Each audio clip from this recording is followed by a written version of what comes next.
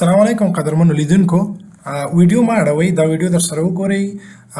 یو څه ترې زده کړئ بیا بلې ویډیو ته لاړ شئ او که چیرې خوښه مو نورو سره یې هم شریکئ شي او بل ورور او خور هم له دې نه خبر شي باخبره شي څنګه په ګوګل ماپ کې د خپل کور د خپل دفتر د استوګنځي آدرس او موقعیت تاسو په ګوګل ماپ کې اضافه کړئ مهمه موضوع ده راځئ چې درته ویې ښیم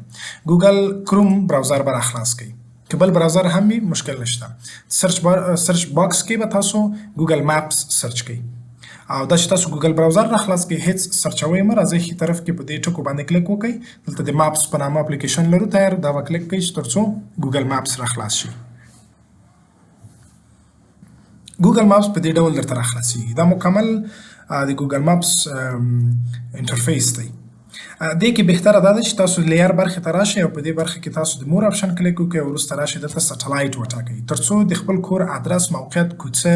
هر څه دقیق واضح درته معلوم شي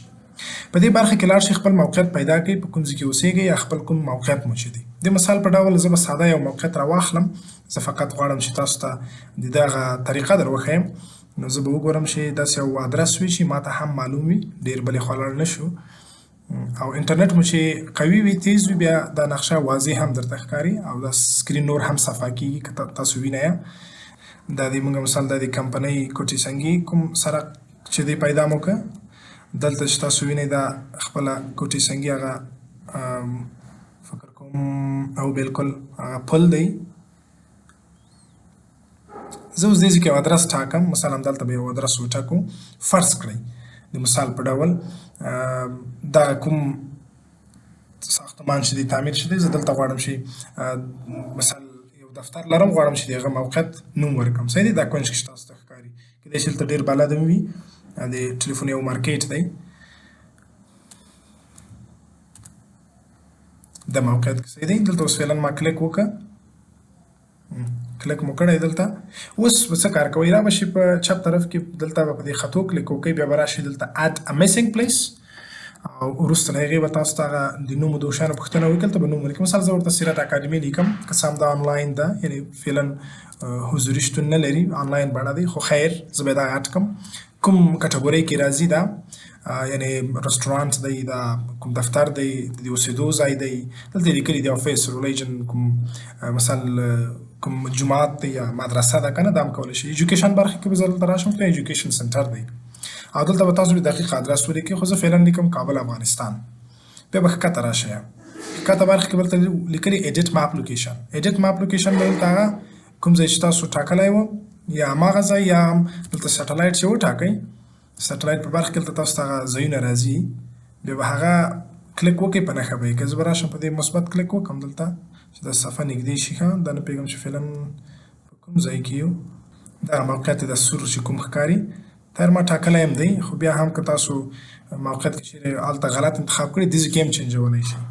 خو فعلا موقعیت تیار انتخاب دی دا انټرنیټ هم لږ ضعیفي کوي تر څو دا صافېږي ځکه ما اول هغه ځای انتخاب که کلیک مې پرې وکړ نو دې ته به ووایي سیف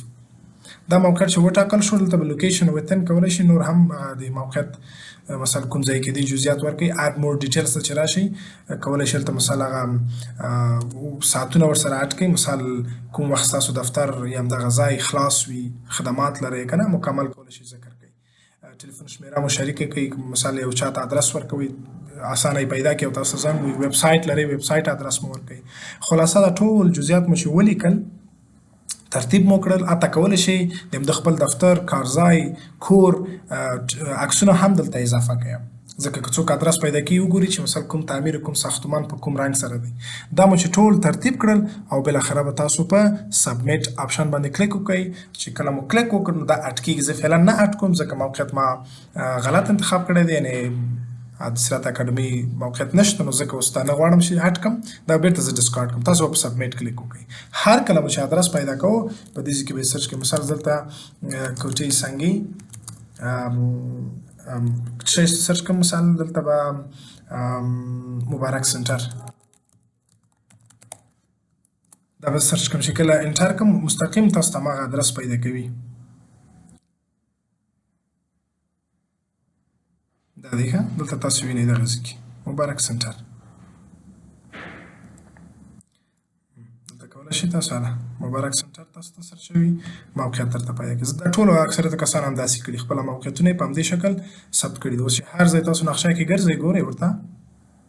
په دې شکل هغه د سرکونو نوم، موقعیت، کوم ځایونه چې دي هغه ټول نومول شوي دي، نومونه لري او اسانه کولی شي پیدا کړي. نو دا و د نن ورځې ویډیو، انشاءالله چې خوښه شوي مو وي. د داسې ویډیوګانو لپاره موږ در سره وڅارئ او تر نورو یې هم ورسوئ. مننه.